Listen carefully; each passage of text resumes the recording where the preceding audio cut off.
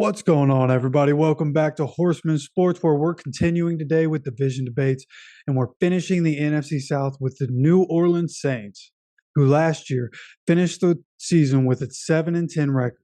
So when you look on to 2023, where do you start? You ask, did they get better or worse in the offseason?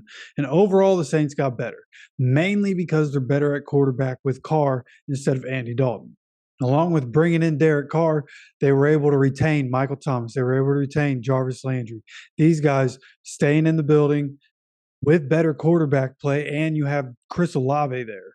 You still have Alvin Kamara there, who's probably going to be suspended a few games, but he'll be back. You also signed Jamal Williams and Foster Moreau for your offense.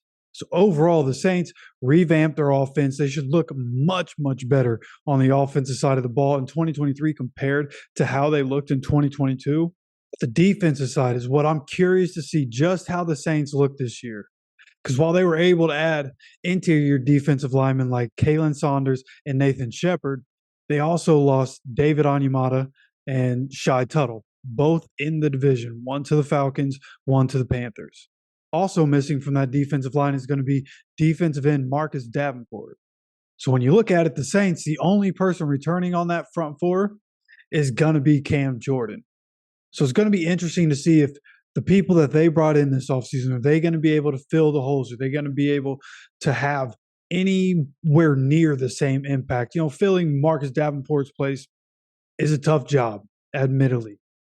But filling Trey Hendrickson's spot was a tough job, and they were able to do that. So I expect them to be able to figure it out, especially in that defense. You know, defensive coordinator turned head coach, they're still running the same defense. So I expect the defense to still do pretty well for the most part, but I just think that they might take a step back, which might be something that by the end of it, you know, could keep them kind of in the same place. Even though the offense gets better, defense gets worse.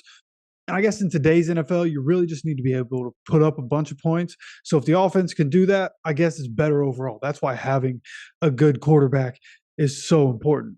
And one of the things, as I was looking through the Saints and what the roster is and free agency and the draft, their 2023 draft was really lackluster and doesn't seem like any of the guys are actually expected to boost the roster that much, if at all. So coming into it, I didn't really weigh those guys in to my predictions at all. So with all that said, we're going to look through some of the potentially important games on the Saints schedule. Okay, we're going to start with week 2 at the Panthers. It's the first division game and a chance to take an early advantage through the first quarter of the season.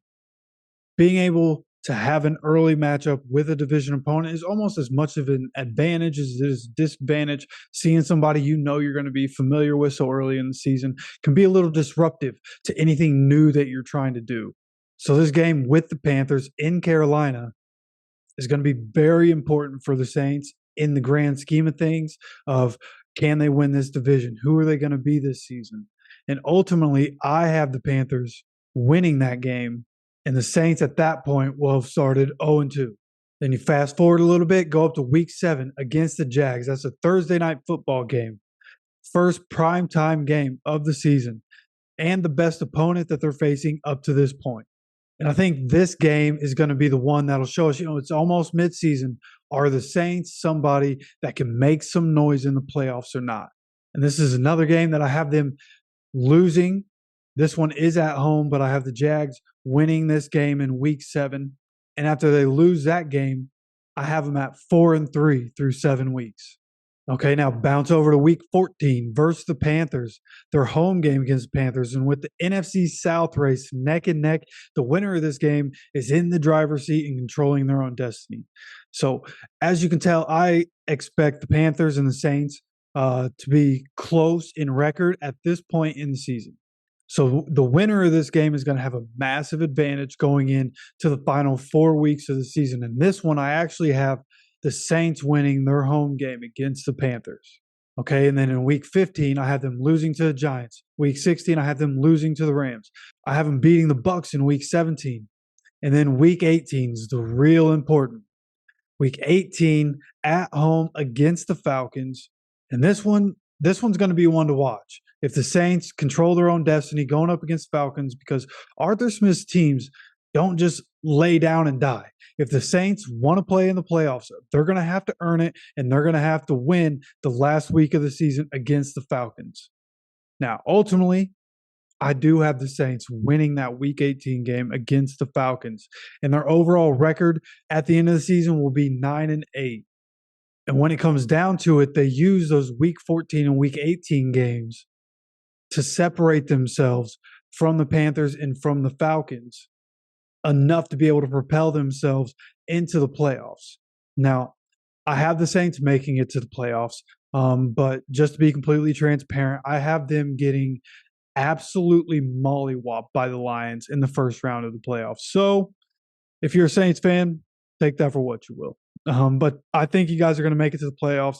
I've always been a Derek Carr fan, so I hope they do well. I hope he does well. He has a good cast of receivers, maybe the best cast of receivers he's had around him in his entire career outside of having, Devontae Adams last year. So overall, if you watched all of the Division Bay videos for the NFC South, you know that I had said plenty of times, it's totally possible that the winner of the NFC South ends up with a losing record.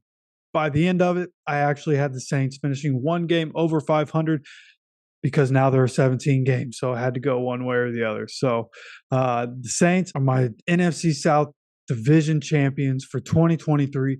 I'd love to know, who do you think is going to win this division? You let me know down in the comment section.